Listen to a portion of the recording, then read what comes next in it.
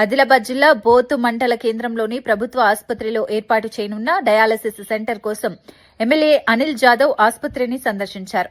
నూతనంగా మంజూరైన dialysis centre ఏర్పాటుకు సంబంధించిన గదులను ఆయన పరిశీలించి అధికారులతో మాట్లాడారు. అనంతరం ఆసుపత్రిలో చికిత్స పొందుతున్న రోగులను పలకరించి వారి ఆరోగ్య పరిస్థితులను అడిగి తెలుసుకున్నారు.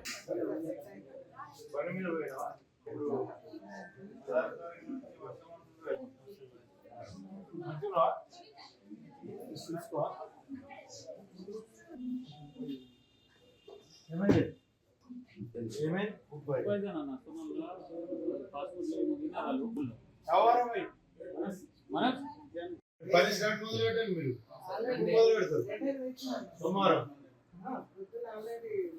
మండే మొదలు పెడతారా? నెల 1 month చాలా కావాలి మరి.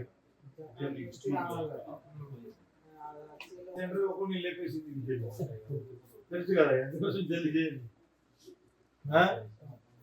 కలిసి ఎందుకంటే ఇక్కడ ప్రాంతంలో చాలా మందికి ఇబ్బందులు అవుతుంది కదా. ఇదైతే మంచి చాలా బెస్ట్ అయితే మనం చేయగలం. ఇది కూడా బిల్డింగ్ కూడా చెప్పాల్సింది.